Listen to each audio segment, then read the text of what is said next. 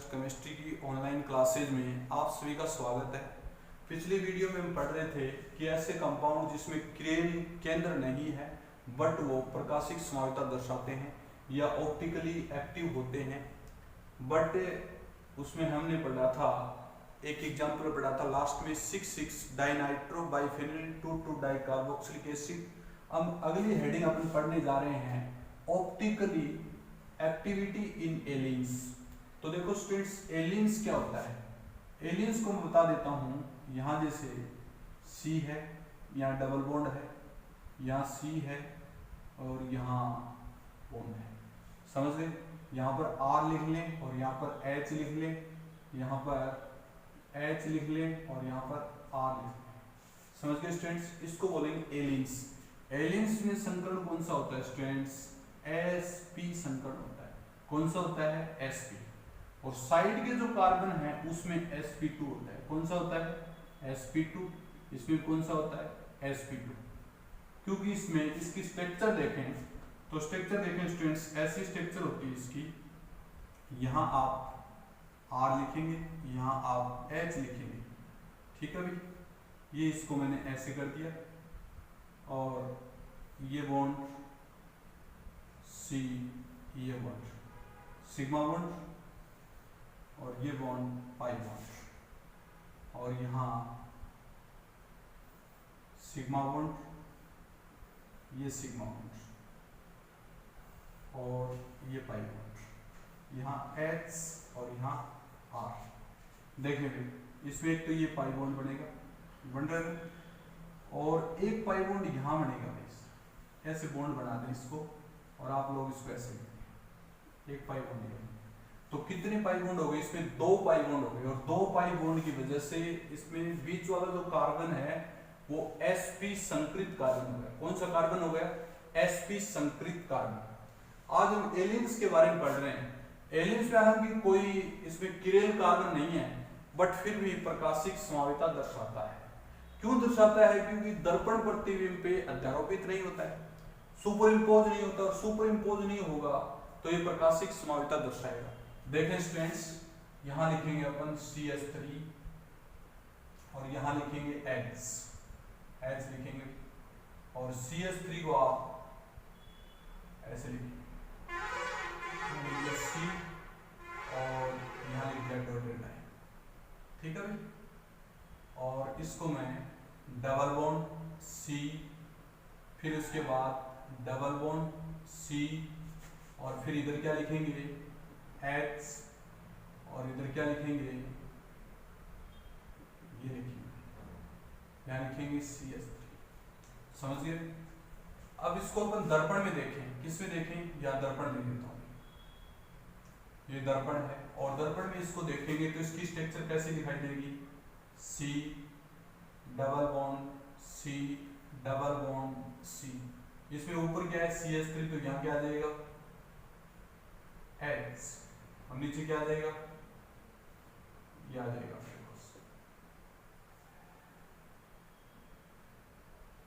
आप डायरेक्ट लिख दें इसमें, यहाँ लिखेंगे H, यहाँ लिखेंगे CH3, इधर क्या लिखेंगे? CH3 और इधर क्या लिखेंगे? H। समझिए स्टूडेंट्स? अब देखो इसको उठा के इसके ऊपर रखेंगे तो दर्पण प्रतिबिंब अध्यारोपित होगा या नहीं होगा? इसको मैं सुविधाई दृष्टि से ऐसे भी कर सकता हूँ, ठीक है?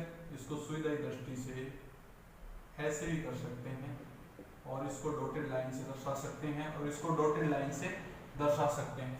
अब दोनों देखो एक दूसरे के ऊपर दर्पण प्रतिबिंब अध्यारोपित नहीं होंगे, इसको उठा के इसके ऊपर रखना है तो अध्यारोपित नहीं होंगे, इसका मतलब ऑप्टिकली एक्टिव कंपाउंड है। कौन सा कंपाउंड है?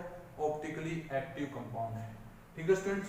तो ये था अपना ऐसे यौगिकों के बारे में अध्ययन कर रहे हैं जिसमें किरेल नहीं है, फिर भी उनको अपन क्या मान सकते हैं? Optically active. या कुछ कंपाउंड ऐसे हैं जिसमें किरेल है बट फिर भी वो क्या होते हैं? ऑप्टिकली इनएक्टिव होते हैं, ठीक है स्टूडेंट्स?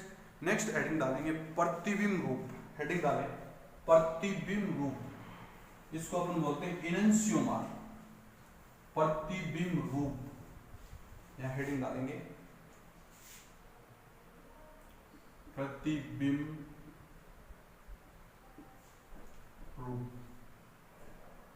इनंशियोमर। तो प्रतिबिंब रूप क्या होते हैं स्टूडेंट्स? ऐसे समावी जो एक दूसरे के दर्पण प्रतिबिंब हों, उसे हम क्या कहेंगे? प्रतिबिंब रूप कहेंगे। लिख देता हूं यहां पर मैं, याद रह जाएगा। क्वेश्चन आ सकता है, कई बार आता है क्वेश्चन इसका प्रतिबिंब रूप का। देखो भी यहां लिखेंगे ऐसे समावी जो एक दूसरे के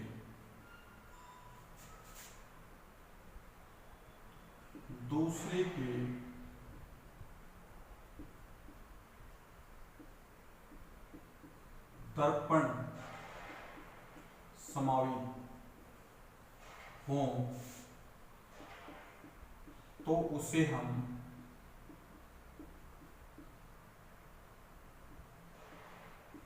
प्रतिबिंब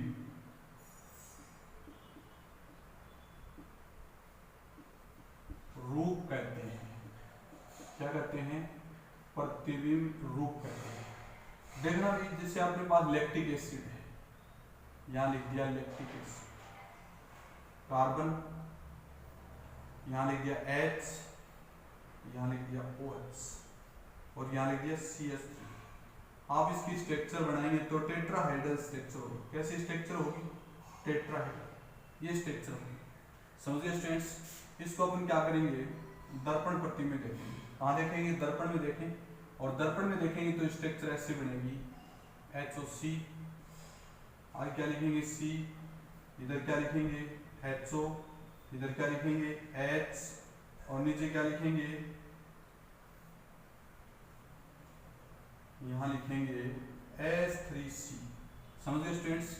ये स्ट्रक्चर, इसको इससे मिलाइए, इसको इससे मिलाइए, इसको इससे मिलाइए और इसको इससे मिलाइए।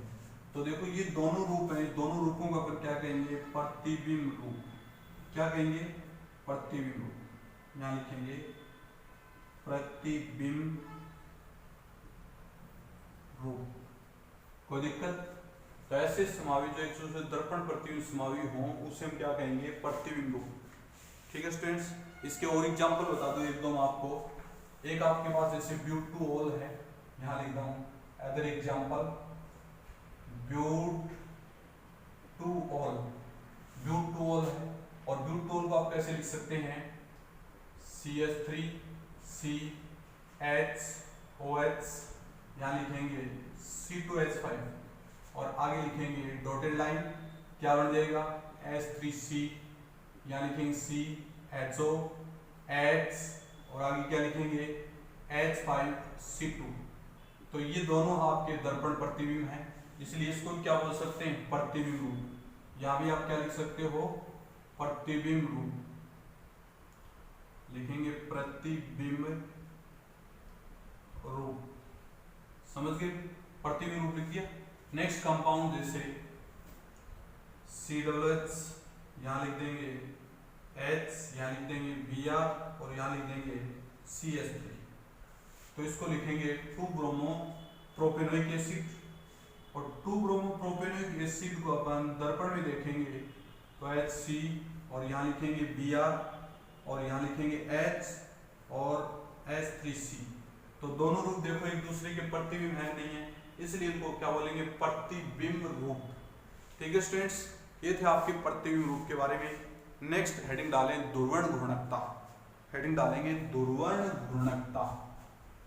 ये वैसे टॉपिक आपको मैंने पीछे करवाया था, लेकिन फिर बता रहा हूं आपको यहां पर ध्रुवण घूर्णकता। यहां लिखेंगे अपन ध्रुवण घूर्णकता।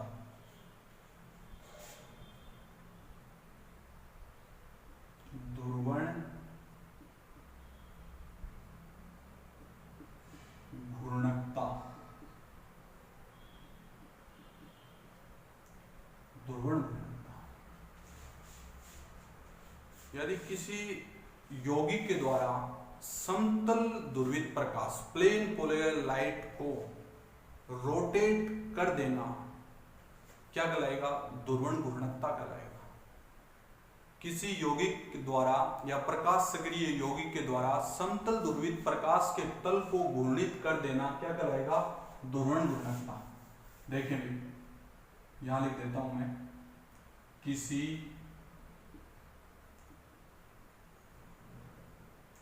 प्रकाश सक्रिय यौगिक के द्वारा समतल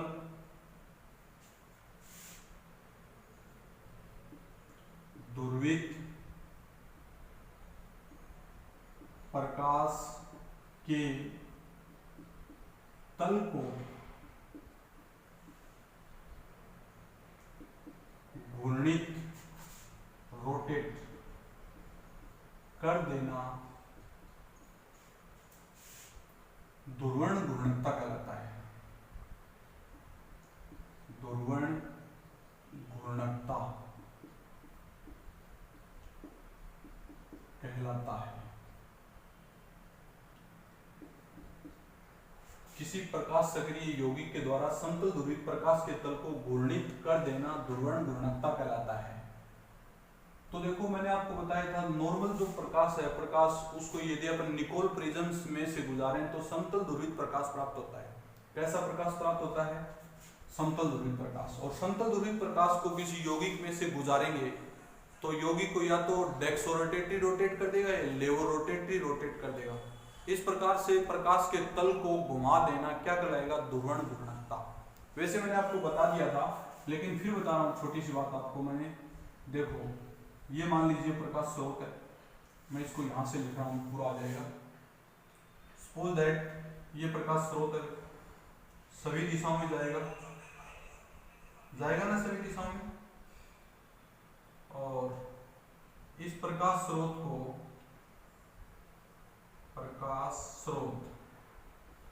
को किससे गुजारें? निकोल प्रिज्म से। किससे गुजारें? निकोल प्रिज्म, यहां लिखेंगे निकोल प्रिज्म। और प्रिज्म में से गुजारेंगे तो कैसे प्राप्त होगा? प्लेन पोलराइज लाइट, समतल ध्रुवित प्रकाश। कैसा प्राप्त होगा? समतल ध्रुवित प्रकाश। किसको बोलते हैं? समतल ध्रुवित प्रकाश। क्या बोलेंगे? समतल ध्रुवित प्रकाश। और समतल ध्रुवित प्रकाश को किसी यौगिक में से गुजारें, जैसे यौगिक है ये अपने पास प्रकाश सक्रिय यौगिक है, यहां लिखेंगे प्रकाश सक्रिय यौगिक। प्रकाश सक्रिय यौगिक है, इससे गुजरने के पश्चात या तो प्रकाश का तल ऐसे जाएगा, इसको बोलते हैं दक्षिण ध्रुवण घूर्णक यौगिक। दक्षिण ध्रुवण घूर्णन यौगिक। और बट एक ऐसे जाएगा, इसको अपन बोलते हैं स्मॉल डी से। और इसको बोलते हैं वाम ध्रुवण घूर्णक यौगिक। ध्रुवण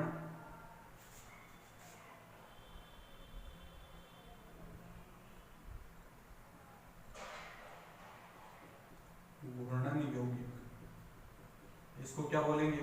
स्मॉल एल से। तो एक तो डी होगा और एक एल होगा। तो इस पूरी परिघटना को अपन क्या कहेंगे? ध्रुवण घूर्णकता। पूरी परिघटना को क्या कहेंगे? ध्रुवण घूर्णकता। कोई दिक्कत स्टूडेंट्स? यानी ध्रुवण घूर्णकता क्या होगी? प्रकाश स्रोत निकोल प्रिज्म समतल ध्रुवित प्रकाश और प्रकाश सक्रिय यौगिक में से गुजारे तो या तो इसको डेक्सोरोटेटरी रोटेट कर देगा या लेवोरोटेटरी क्लॉकवाइज या एंटी क्लॉकवाइज। इस पूरी परिघटना को क्या कहेंगे? ध्रुवण घूर्णकता। अब लिखेंगे अपन विशिष्ट घूर्णन। विशिष्ट घूर्णन हेडिंग डालें या क्वेश्चन ही लिख दें, विशिष्ट घूर्णन से आप क्या समझते हैं? यहां लिखेंगे क्वेश्चन, विशिष्ट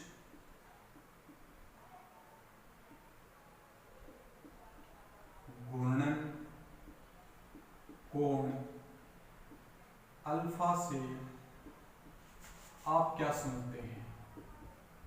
आप क्या समझते हैं? देखो विशिष्ट घूर्णन कोण अल्फा से आप क्या समझते हैं? तो मैं इसका आंसर लिख रहा हूं स्टूडेंट्स। आंसर देखो, अल्फा लैम्डा टी विशिष्ट घूर्णन कोण वेवलेंथ अल्फा और रूम टेम्परेचर टी पर इजिकल टू विशिष्ट घूर्णन कोण, सॉरी प्रेक्षित घूर्णन कोण, प्रेक्षित घूर्णन कोण डिग्री में बट्टे प्रकाश द्वारा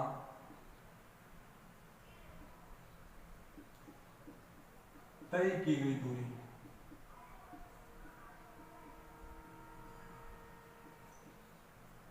डेसीमीटर में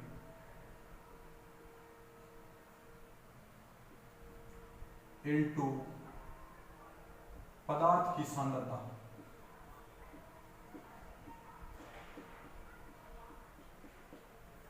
ग्राम पर लीटर में। देखो स्टूडेंट्स, मैंने क्या बताया, जो विशिष्ट घूर्णन कोण अल्फा लैम्डा टी क्या होता है, प्रेक्षित घूर्णन कोण तथा प्रकाश द्वारा तय की गई दूरी इनटू पदार्थ की सांद्रता का अनुपात क्या कहलाता है, विशिष्ट घूर्णन कोण। क्या कहलाता है, विशिष्ट घूर्णन कोण। ये बन गया अपना डेरिवेशन बन गया, alpha lambda T is equal to प्रेक्षित घूर्णन कोण डिग्री में अपॉन प्रकाश द्वारा तय की गई दूरी डेसीमीटर में इनटू पदार्थ की सांद्रता ग्राम पर लीटर में। अब लैम्डा क्या है यहाँ पर, वेवलेंथ, और टी क्या है, टेम्परेचर, ब्रेक में लिखते हैं रूम टेम्परेचर, और ये अल्फा क्या है, विशिष्ट घूर्णन कोण। ठीक है स्टूडेंट्स, तो ये थी आपकी विशिष्ट घूर्णन कोण और ध्रुवण घूर्णकता। बाकी स्टूडेंट्स अपन नेक्स्ट वीडियो में करेंगे। Okay students.